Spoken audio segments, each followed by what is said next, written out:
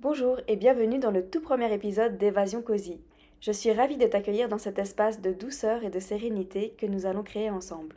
Toutes les 2 semaines, je partage une bonne nouvelle pour illuminer ta journée, une recette de boisson pour réchauffer ton cœur et teste un conseil de développement personnel pour reprendre le contrôle de sa vie, en toute tranquillité, un pas à la fois. Installe-toi confortablement avec ta boisson préférée et laisse-toi emporter par cette ambiance chaleureuse et relaxante, le temps d'une évasion cosy. Je m'appelle Lisa Ella, j'ai 33 ans et comme beaucoup d'entre vous, j'ai traversé des moments difficiles ces dernières années. La vie n'a pas toujours été tendre, mais aujourd'hui, j'ai décidé de reprendre les rênes de mon existence et de créer cette petite bulle positive pour explorer, en toute bienveillance, des conseils de développement personnel et redécouvrir les beaux moments de la vie. Pourquoi est-ce que j'ai décidé de créer ce podcast? Je cherchais un podcast qui fait l'effet d'un bon chocolat chaud en hiver, qui est doux et cocooning, et je n'ai pas trouvé ce que je recherchais. J'ai donc décidé de le créer. Et je veux partager cette démarche avec toi dans l'espoir que nous pourrons, ensemble, créer un petit cocon de paix au milieu du tumulte quotidien. Dans ce podcast, Évasion Cosy, je te propose de m'accompagner dans un voyage vers une vie plus sereine et épanouie. Concrètement, voici comment ça va se passer. Dans chaque épisode, je partagerai une bonne nouvelle pour commencer sur une note positive. Ici, on savoure la beauté de ce que la vie a à nous offrir. Chaque mois, je vais essayer un conseil de développement personnel. Pendant 4 semaines, je vais m'engager à suivre ce conseil et voir comment il impacte ma vie. Je le ferai tranquillement, sans pression. Car je sais que parfois on a tendance à se juger face à tant de conseils, à se sentir envahi par toutes ces possibilités, sans savoir vraiment par où commencer, et penser que l'on n'est pas assez parce qu'on n'arrive pas à mettre en place toutes les recommandations qu'on trouve un peu partout dans les livres, sur Internet, etc. Mais je suis persuadée que si on trouve les conseils qui nous correspondent, ça peut vraiment avoir un impact positif dans notre vie. Je n'ai jamais vraiment pris le temps de mettre en place ces conseils que j'ai lus à maintes reprises et je trouve que c'est une très belle occasion de prendre le temps de mettre en place ces conseils et voir un petit peu ce que ça donne. Tout n'est pas bon à prendre, mais pour le savoir, il faut tester. Dans cet espace, je tenterai un à un des conseils, sans jugement, par curiosité, et dans le but de faire entrer dans mes habitudes ce qui m'aide à améliorer ma vie et laisser de côté ce qui ne me correspond pas. À la fin du mois, je te ferai un retour honnête et sincère sur mon expérience. Est-ce que j'ai réussi à atteindre mon objectif? Quelles ont été les difficultés? Est-ce que je vais continuer ou pas à suivre ce conseil? Et surtout, quelles leçons est-ce que j'ai pu en tirer? Je t'inviterai aussi à partager ta propre expérience si tu décides de tenter ce défi avec moi. Tu peux m'écrire un email ou commenter sur mes réseaux. Et si tu le souhaites, je peux même partager une partie de ton expérience dans mon podcast. Ensemble, nous pourrons échanger, nous soutenir et grandir. N'hésite pas à partager comment tu vis ce défi si toi aussi tu veux le tenter. Maintenant, pour te donner un avant-goût de ce que nous allons faire ensemble, j'aimerais commencer par un fait positif parce qu'il est toujours bon de rappeler qu'il y a du bien autour de nous, même dans les périodes difficiles. Dans ma ville, à Genève, il y a plusieurs projets de micro-forêts qui utilisent la méthode Miyawaki qui ont été mis en place. C'est une technique japonaise qui vise à planter des arbres indigènes variés pour recréer des écosystèmes forestiers en pleine ville sur une petite surface. Ces petites forêts qui sont installées sur des terrains comme d'anciens parkings par exemple, elles favorisent la biodiversité, elles agissent contre les îlots de chaleur urbains et elles améliorent la qualité de l'air en favorisant l'infiltration de l'eau de pluie. Il y a déjà 2 sites qui sont terminés à Genève. Ce sont les habitants du quartier qui ont planté les arbres et qui s'occupent de l'arrosage quand il y a des périodes de sécheresse. J'ai pu en visiter une et j'ai remarqué une nette augmentation des insectes. Ça bourdonne, il y a des papillons, des abeilles et plein d'autres insectes que je ne pourrais même pas nommer. Ça ajoute une touche de verdure et des habitations pour les insectes et j'aime beaucoup m'y rendre pour les observer.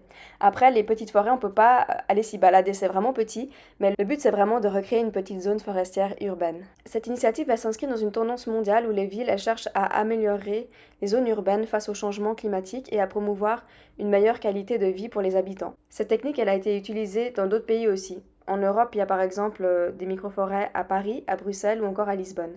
Et je me réjouis vraiment de voir ce que vont devenir ces microforêts dans quelques années et découvrir d'autres initiatives similaires. Après cette parenthèse joyeuse, on va maintenant se pencher sur le premier conseil à tester.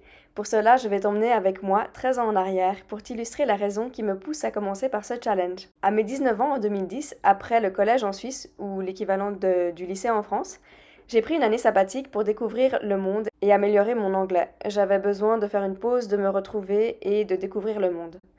Je suis d'abord partie en Asie pendant 2 mois et demi avec ma sœur et 2 amis.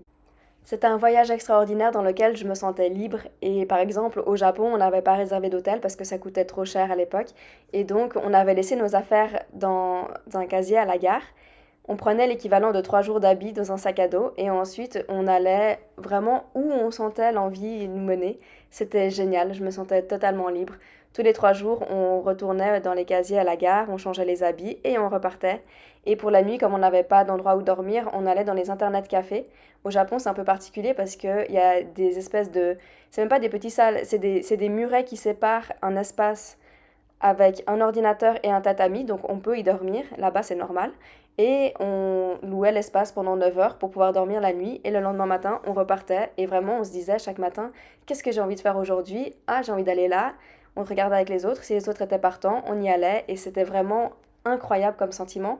J'avais l'impression que tout était possible, que la vie était extraordinaire, était magique, et que tout était faisable. J'en garde en tout cas un souvenir magnifique.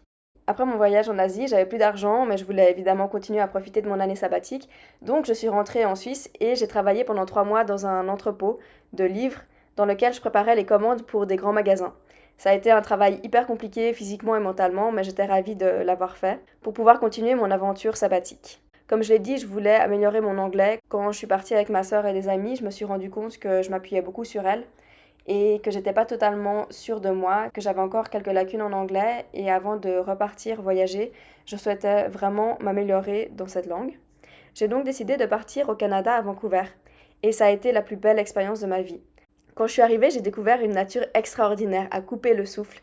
Une ville calme et bourdonnante en même temps, ça me correspondait vraiment. J'adore les espaces où on mélange la ville et la nature. Et une amie m'avait dit, bah c'est comme Genève, le Canada, mais juste en plus grand. Mais non, enfin pour moi, c'est vrai que je me sentais comme chez moi là-bas. Et j'adore ces espaces en fait où on mélange la nature, la ville, où il y a plein de choses à faire, mais si tu veux rester dans un endroit calme, tu peux aussi trouver plein de quartiers tranquilles, des petits cafés, enfin c'est vraiment, j'avais l'impression d'être dans un film, c'était incroyable. Au Canada, à Vancouver, il y a plein de cafés, des restaurants, mais aussi des spectacles d'improvisation, des festivals presque toutes les semaines, des concerts incroyables. D'ailleurs, ils distribuaient un journal dans lequel il y avait toutes les activités chaque semaine. Et je trouvais ça, enfin j'étais vraiment épatée par toutes les possibilités qu'il y avait. C'est impossible de s'ennuyer là-bas. Tu peux pas t'ennuyer, il y a toujours quelque chose à faire. C'est vraiment incroyable. À cette époque, j'avais pas de 3G et la 4G, la 5G n'existaient pas. J'avais un téléphone basique et je pouvais pas l'utiliser pour aller sur YouTube ou d'autres réseaux dans les transports ou quand je me promenais. Mais pourtant, j'avais déjà cette conscience de l'impact négatif que ça pouvait avoir sur nous si on passait trop de temps sur Internet et pas dans la vraie vie. J'ai pas du tout envie de dire que les réseaux sociaux ils sont forcément négatifs parce qu'il y a plein d'histoires qui sont nées grâce aux réseaux. Mais c'est vraiment l'utilisation qu'on en fait qui rend leur utilisation positive ou négative. Et c'est plus facile de se perdre dans les vidéos, dans les posts, dans les articles, dans les photos qui défilent à l'infini. Il y a plus de 10 ans, je me rendais déjà compte que je passais de plus en plus de temps sur les réseaux, alors même que j'étais en train de vivre la plus belle expérience de ma vie. Je suivais des cours d'anglais dans une grande école dans laquelle on croisait tout plein de nationalités. Il y avait des Coréens, des Japonais, des Brésiliens, des Français, des Allemands et plein d'autres encore. Et j'avais d'ailleurs choisi cette école parce que je savais qu'il y avait très peu de francophones et je voulais les éviter à tout prix. Donc dès que j'en voyais un, je partais en courant. Je voulais vraiment m'entraîner à mieux communiquer en anglais. L'autre particularité de cette école et une autre raison pour laquelle j'avais choisi de m'inscrire dans cette école, c'est qu'on pouvait suivre des cours d'anglais en fonction de nos centres d'intérêt.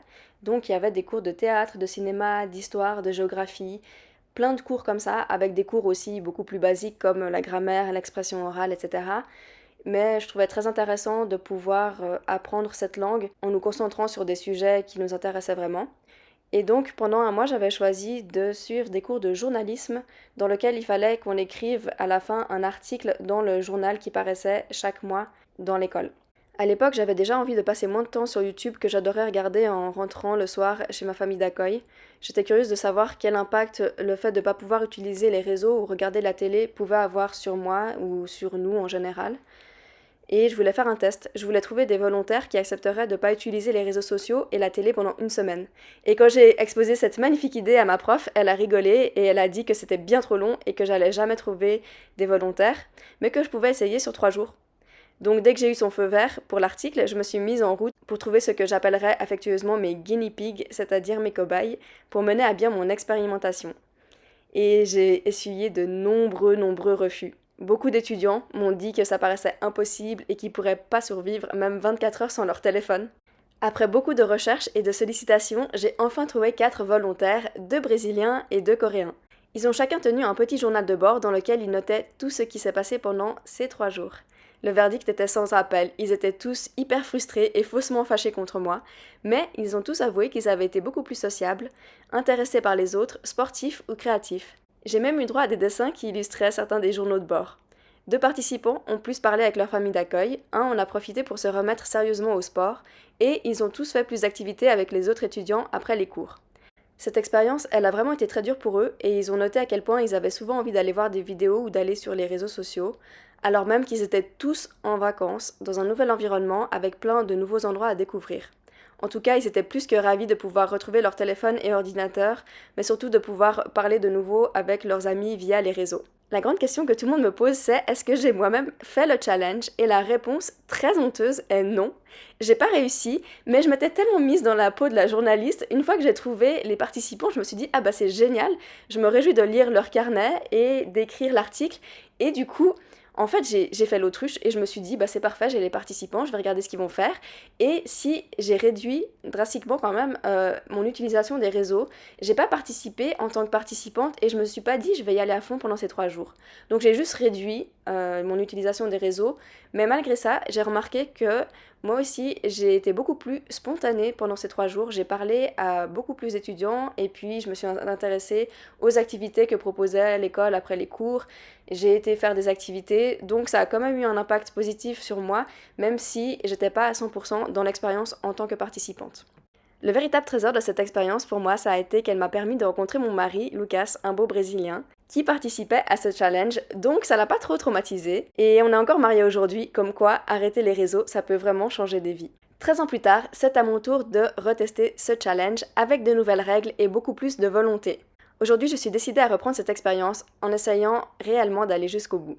Voilà donc le challenge de ce premier mois. Je vais drastiquement réduire ma consommation des réseaux, de la télé et de tout type de médias avec quelques exceptions pour pouvoir tenir ce mois.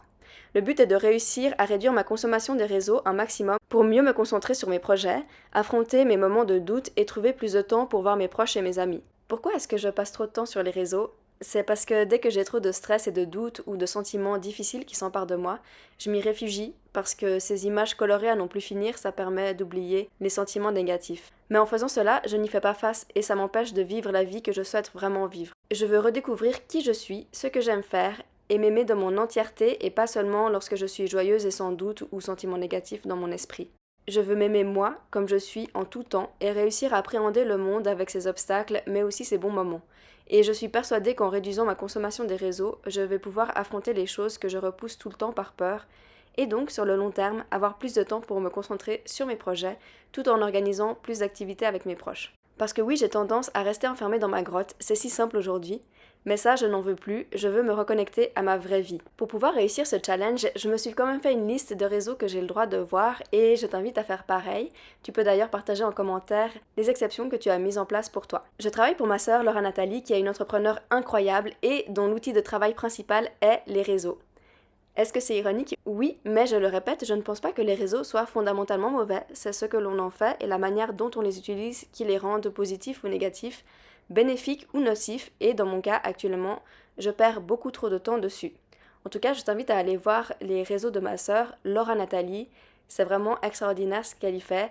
Elle est coach pour les personnes qui veulent vivre de leur passion sur Internet. Mon mari, il a aussi récemment commencé une chaîne YouTube en portugais brésilien qui s'appelle Cura International et sur laquelle il raconte son expérience face à la maladie. Il a tout mon soutien, c'est donc la deuxième exception, tu peux aussi aller voir ses vidéos si tu parles portugais brésilien. Et je précise que malgré les difficultés et les séquelles, il est en rémission aujourd'hui et il va bien. Ensuite, j'ai le droit d'aller sur mes propres réseaux si c'est pour créer, donc créer des articles et créer des vidéos, etc. Si c'est pour être dans la créativité et la création, j'ai le droit d'y accéder, mais en aucun cas j'ai le droit d'aller voir ce que font les autres sur les réseaux. Ça va être très difficile parce que c'est tellement tentant quand on ouvre un réseau de regarder les vidéos des autres. Mais voilà, j'ai le droit d'accéder aux miens uniquement si c'est dans le but de créer des choses pour moi. Et pour finir, j'ai le droit de faire quelques playlists, mais qui sont pour des utilisations très spécifiques. La première, c'est que j'ai du mal à m'endormir le soir, et donc je vais faire une playlist de méditation guidée qui m'aide énormément à me relaxer le soir et à retrouver le sommeil. J'ai aussi le droit d'utiliser YouTube pour faire du sport et donc je vais préparer une deuxième playlist avec des vidéos de sport. C'est très important pour moi de faire ces playlists parce que comme ça, je suis pas tentée d'aller voir d'autres vidéos. Et la dernière exception, c'est des playlists de musique d'ambiance pour quand je fais de la vaisselle ou quand je travaille. J'aime bien mettre une petite musique de fond. Et tout le reste sera banni pendant un mois. Pour m'aider à dépasser les moments pendant lesquels j'ai très envie d'aller me perdre sur les réseaux, j'ai créé un menu de la dopamine. L'idée, elle vient de TikTok d'ailleurs. C'est une créatrice qui s'appelle Juliana et qui crée beaucoup de journaux créatifs avec des collages. Et je sais pas si c'est elle qui a inventé le concept ou pas, mais en tout cas, elle est très sympa. Elle a donc créé un menu de la dopamine qui est en réalité une liste de différentes activités ou actions qui la rendent heureuse. Par exemple, il y a les apéritifs, qui sont des activités rapides qui durent entre 5 et 10 minutes, comme par exemple de préparer et boire sa boisson réconfortante ou danser sur ta musique préférée. Ensuite, il y a les entrées qui sont des activités plus longues, comme par exemple lire un livre ou aller faire un tour. Après, il y a le dessert qui est une activité à faire avec modération, mais qui rend très heureux, comme par exemple manger un gâteau, découvrir un nouveau restaurant ou aller faire du shopping. Il y a ensuite les accompagnements, qui sont des activités à faire en même temps que des tâches que vous n'aimez pas, par exemple écouter un podcast en faisant la vaisselle. Et j'ajouterai le plat principal, qui est quelque chose à faire régulièrement pour être heureux. Et ça, comme les autres d'ailleurs, c'est très personnel, moi j'y mettrais voir des amis, faire de la méditation, découvrir un nouvel endroit, et faire de l'agility avec ma chienne. Cette semaine, pour la découverte qui fait chaud au cœur, j'aimerais vous parler d'un livre qui m'a récemment beaucoup touchée. Il s'appelle Merci, Grazie, Thank You et il a été écrit par Julien Sandrel. Ce livre, c'est une ode à la gratitude, un sentiment que l'on oublie souvent dans la course effrénée de la vie. C'est l'histoire d'une femme de 85 ans qui, après avoir gagné une grosse somme d'argent, part à la recherche des personnes qui l'ont aidée, elle et sa famille, tout au long de sa vie, pour pouvoir enfin les remercier. Je vous recommande vivement de le lire, c'est un véritable petit bijou, il est très touchant et très riche en émotions. Un livre feel good mais profond. Voici la citation tirée de ce livre que j'ai sélectionné pour aujourd'hui. Et soudain, je comprends que mon bonheur est là, dans ces petits riens. Ma vie est insignifiante, une poussière sans aucune importance à l'échelle de l'univers, mais c'est la mienne. Passons maintenant à un moment que j'adore, la recette du jour. Aujourd'hui, je vais te partager ma recette préférée de chocolat chaud aux épices. C'est une boisson réconfortante, parfaite pour t'accompagner le temps d'une pause cosy sous un plaid d'automne.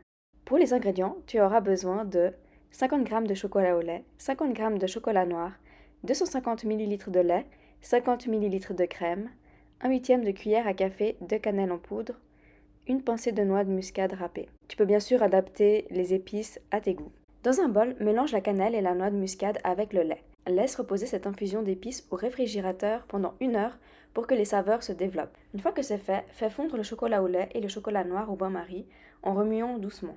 Ajoute ensuite le lait épicé au chocolat fondu, mélange bien jusqu'à ce que la texture soit lisse et homogène. Enfin, incorpore la crème et mélange une dernière fois pour une texture riche et onctueuse.